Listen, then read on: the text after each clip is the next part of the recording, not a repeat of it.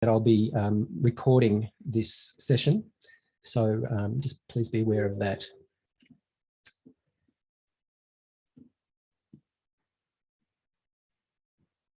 So, this beautiful Zoom stuff that gets in the way here. I'm going to talk about creating research data in humanities and social sciences, or HASS.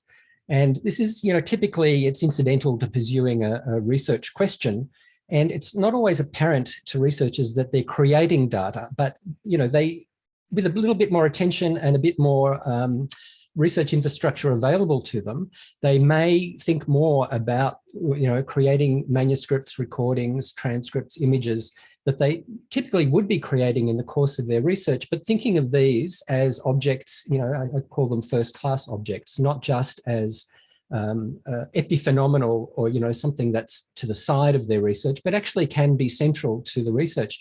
And this is useful for verification of their research questions and their analysis. If you've got the primary data, you can provide that to readers and they can use that to verify your claims. It's not like in science where we can replicate necessarily a whole experimental procedure.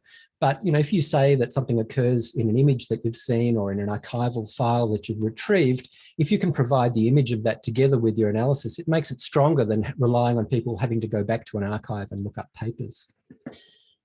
Along the way, we're also enriching a cultural record. So if we're working with archival material, if we're working, as I do, with recordings that we make in languages that are otherwise unrecorded, these are really important records that need to be preserved and made available both to the communities that we work with, repatriation and a respectful relationship with them, but also to the broader community. And I think we're seeing increasingly that these primary data objects that we're creating can count as part of a scholar's output. So it can be counted as non-traditional outputs. So in order to do this, I think we need better services. We need to create these better services or ask for these services to be created. So discipline-based repositories to curate and provide access to records with necessary licenses and conditions. And this is not just storage. So what we're typically provided with at institutions that we work at is storage, which is necessary, but this is not what I'm talking about. I'm talking about repositories that curate material with licenses and make it available to the broader public. And that's what Paradisic is, as Ed said, and I'll talk about that a little bit more. We also need to have tools that can describe our collections of records in the course of their creation. So when you go to an archive, when you do fieldwork, when you're in a library, how can you create these primary records in a way that allows them to have life after your initial use of them? And I'll talk about three projects, Paradisic, the Digital Daisy Bates project, and Lemetta, which is one of these tools that we've been working on to describe collections. It's generally, I think, pretty well known that we can enrich the cultural record, and we want our cultural record to be comprehensive, stable, and accessible. So we need to have ways that we can augment the records that we work with. If we go and work with an archival collection, how can we augment that with our contributions? So if we transcribe material, if we annotate it, where can that additional enriched information go? Typically at the moment, it doesn't go anywhere, except into our research papers. So I contend that research data is inherently valuable, and in itself, it needs to be preserved and made accessible. And this requires licenses and infrastructure. We need a data and metadata store, that is a catalogue of the information. We need ways of authenticating users. We need to be able to search the material. And we need viewers that make sense of different data types. And I'll show you some of these examples in a moment. And Paradisic is one of these kinds of repositories. It's now been running for 19 years. And the other project, Daisy Bates, looks at Indigenous language manuscripts.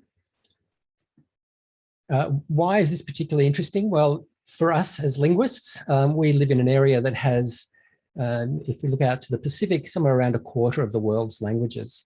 That includes Papua New Guinea. And that, those languages are recorded to some extent. Many of them are not recorded at all, but if they are recorded, often they're on cassettes like this, or on reel-to-reel tapes like this. This is the Solomon Islands Museum, and this is their tape collection.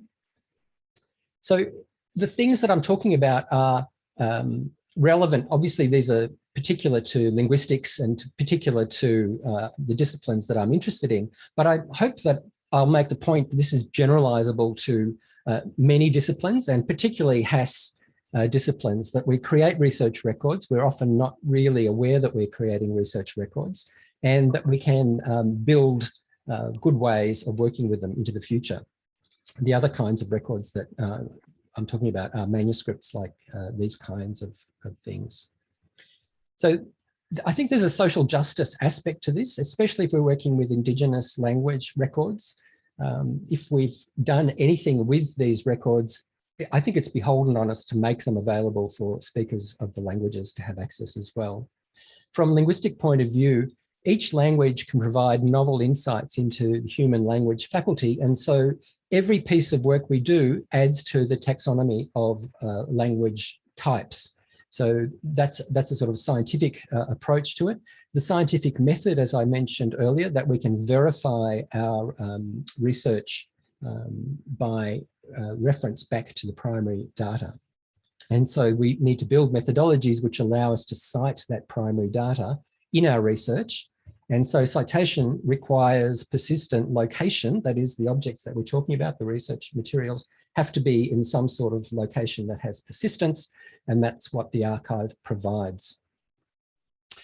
I wrote a grammar of a language from Vanuatu called Nafsan, and I started working in the 1990s. I needed to build a methodology for working with primary data because no one had really thought about this, unfortunately. And, you know, this was the emergence of digital media and the ability to work with digital media. So there were no tools around. I had to develop the tools, and I wrote a tool in Hypercard, which was software that was around at that time that I was able to program in. And this allowed me to get all the recordings that I'd made with speakers of this language, transcribe them and put them into this corpus, which is a collection of texts. And what I'll show you now is that you can leap around this collection and listen to the media associated with that particular line of text.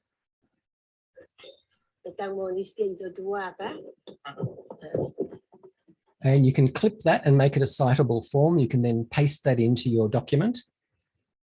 So you cite the name of the file and the start time and the end time of that file. You can see all the different files in this nearly 27 hours. Caloros, 9/10/1987. And you can see a concordance that is a list of all the words.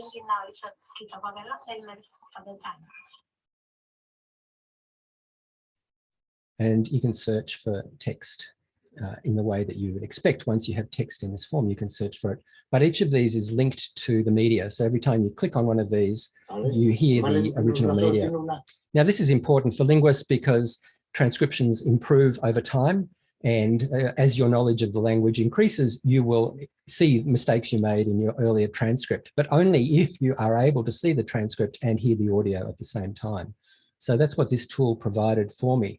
Of course, this is just sitting on my computer. So there's a problem that it's not available more broadly. But what this let me do is cite forms of the material when I had example sentences. Here's an example in my grammar. And here's the citation form that gives me the name of the file, the start time and the end time. And this let me produce a DVD with the grammar. So the fieldwork was in this island of Vanuatu, and the fieldwork resulted in, notes, analog audio tapes, digital audio tapes, cassettes, photos, texts, historical texts, and then derived forms of those, maps of place names, transcripts, gloss text, that is text that have all the parts pulled apart, and then that feeds a dictionary, that creates the dictionary, and then eventually the grammar and the DVD that were produced from that. So all of these are pieces of data that need to be kept track of and ideally made available into the future. And these result then in allowing the same data to flow into different outputs. So the grammar and the audio files that were in the DVD an online dictionary which has images and audio files, a paper dictionary, a paper collection of stories, and an iTunes installation in the local school that let people hear all of these stories if they wanted to go and make playlists of their favourite old people telling stories.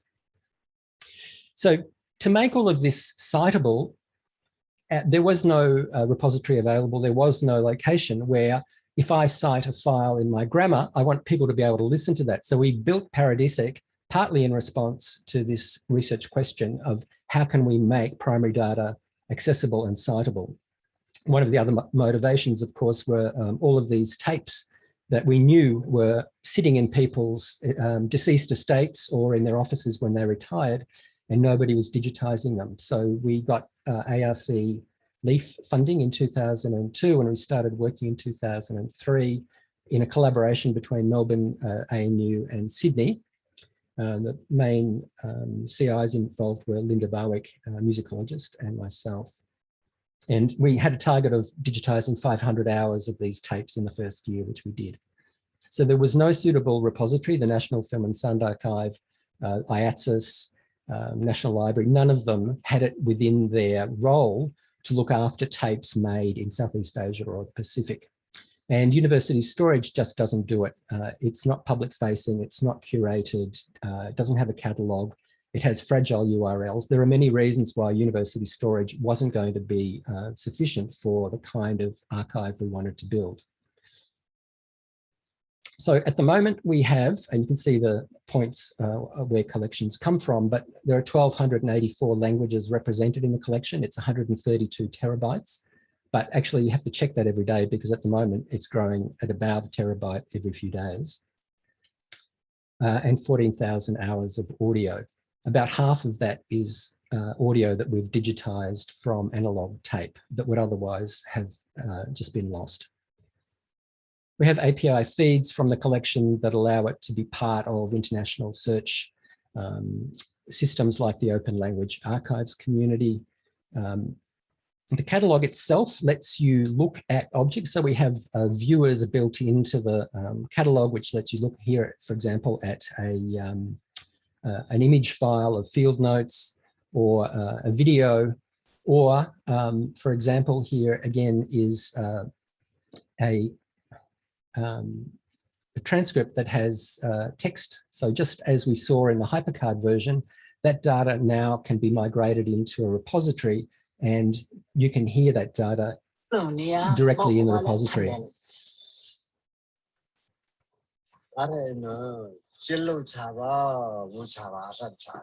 And you can see that what's happening there is that the transcript moves along with the media, and that's because as part of our fieldwork, we make time-aligned transcripts, and this infrastructure that we've built knows what those transcripts look like and is able to play them when you resolve to that object in the collection. And this is one of the reasons why I talk about storage on its own is not enough. We need to have services built around that storage. And the great thing then is that people in remote areas, so here's a speaker of a language from Papua New Guinea who discovered material in his language, and he wrote this email saying how excited he was to find material in his language that he hadn't, heard spoken by these old people, maybe it was 40 or 50 or 60 years ago. And increasingly with mobile phones and with the internet, people in more and more remote areas are getting access to the internet. They're able to come and find the material in our collections. As I said, we have an API feed that goes to the Open Language Archives community. They create a single page for each language in the world, and this single page harvests material from all the archives every day. So if we put something into our collection today, this single page directory of all the information for that language will be refreshed within 24 hours.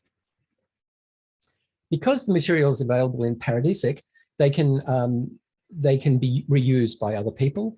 And I've had a PhD student working on archival material in Paradisic, beginning their research, developing research questions, and then going into the field to do their PhD dissertation, which they've now finished, and they've written articles based on an analysis of aspects of language that I didn't deal with. So I was able to provide like a point of entry to the research data through my research, but the primary data has much more in it than I could ever use. And this student then worked on that, and also a postdoc who's done much more detailed analysis on another aspect of the language, and also went into the field to do more work, having had that foundation.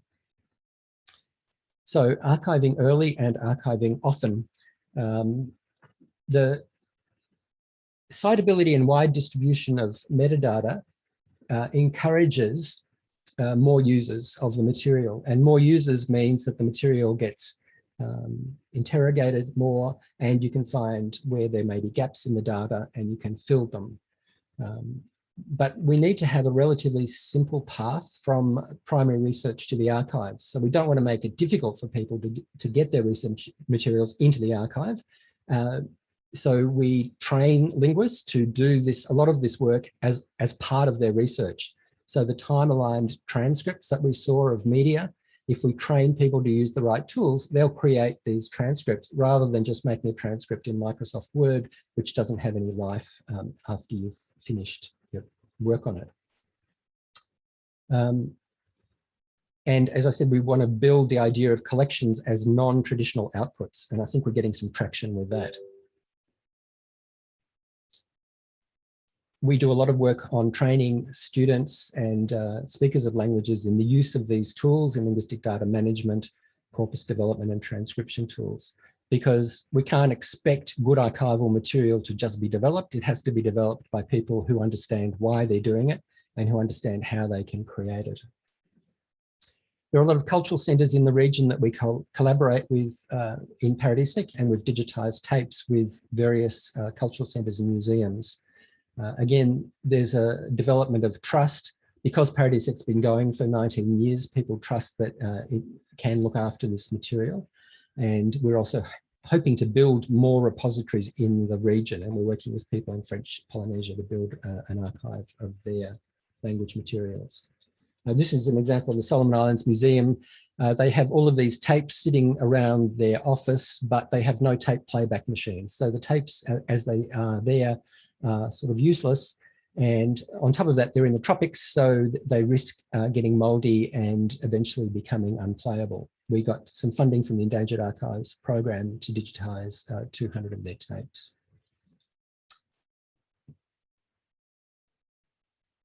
So another project that works with primary data is the Daisy Bates material. This was primary sources of Indigenous languages of Australia from the early 1900s. These sources become more and more important to the speakers of these languages as there are fewer and fewer speakers.